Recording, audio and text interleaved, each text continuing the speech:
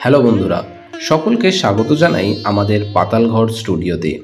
আজ আমরা কথা বলবো পুরীর জগন্নাথ মন্দিরে কেন শোনা যায় না সমুদ্রের গর্জন, তার পিছনে আসল কী রহস্য রয়েছে তা জানতে ভিডিওটি মনোযোগ সহকারে পুরোটা দেখুন এবং আমাদের চ্যানেলে নতুন থাকলে অবশ্যই চ্যানেলটি সাবস্ক্রাইব করে নিন।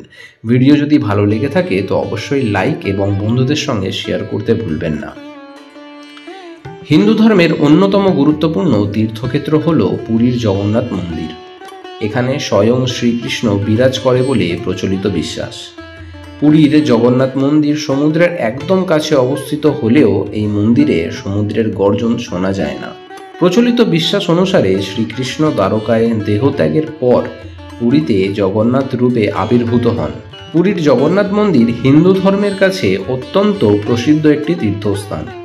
দেশের চার প্রান্তে শ্রী বিষ্ণুর যে চারটি ধাম রয়েছে তার মধ্যে অন্যতম হল পুরী ধাম।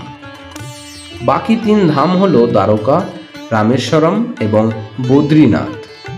শুধু আমাদের দেশ নয়, বিশ্বের নানা প্রান্ত থেকে অগণিত মানুষ জগন্নাথ মন্দিরের দর্শনে আসেন। প্রাচীন এই মন্দিরের সঙ্গে জড়িয়ে আছে বহু রহস্য এবং কিংবদন্তি। তারই একটি কারণ হল জগন্নাথ মন্দিরে সমুদ্রের গর্জন না শুনতে পাওয়ার কারণ।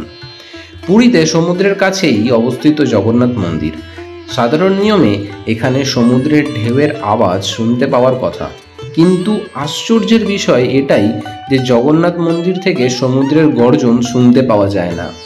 এর কারণ কি রয়েছে সেই বিষয়ে এখন আমরা আলোচনা করব। এর পিছনে একটি পৌরাণিক কাহিনী প্রচলিত রয়েছে। একবার নারদমুনি শ্রী জগন্নাথ দেব প্রভুকে দর্শন করতে পুরীর মন্দিরে আসেন। সেই সময় মন্দিরের দরজায় অপেক্ষা করছিলেন বজরংবলী। নারদমুনি যখন মন্দিরে প্রবেশ করেন তখন তিনি দেখতে পান যে জগন্নাথ দেব অত্যন্ত বিচলিত হয়ে রয়েছে। কী কারণে তিনি বিচলিত? মহর্ষি নারদ তা জানতে চাইলে জগন্নাথ দেব তাকে বলে যে সমুদ্রের প্রবল গর্জনের কারণে তার মন অশান্ত রয়েছে। এই প্রচণ্ড আওয়াজের কারণে তিনি একাগ্রচিত্তে কোনো কিছুতেই মনোনিবেশ করতে পারছেন না। এই কথা মন্দিরের বাইরে পাহারাদার বজরংবলীকে জানান মহর্ষি নারদ। বজরংবলী হলেন রামের পরম ভক্ত, আর রাম এবং কৃষ্ণ উভয়ই বিষ্ণুর অবতার। আবার জগন্নাথ দেব হলেন কৃষ্ণের আর এক রূপ।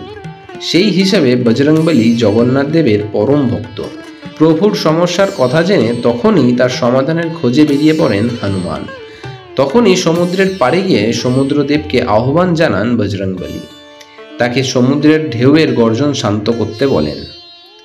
তখন সমুদ্রদেব তাকে বলেন একমাত্র পবনদেবেরই সমুদ্রের ঢেউয়ের গর্জনের ওপর নিয়ন্ত্রণ রয়েছে।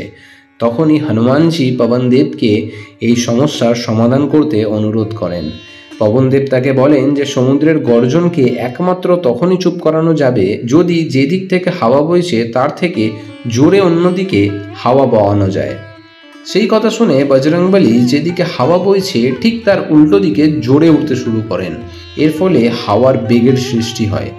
তাতে মন্দিরের দিকে যাওয়া সমুদ্রের ঢেউয়ের গর্জন চাপা পড়ে যায়।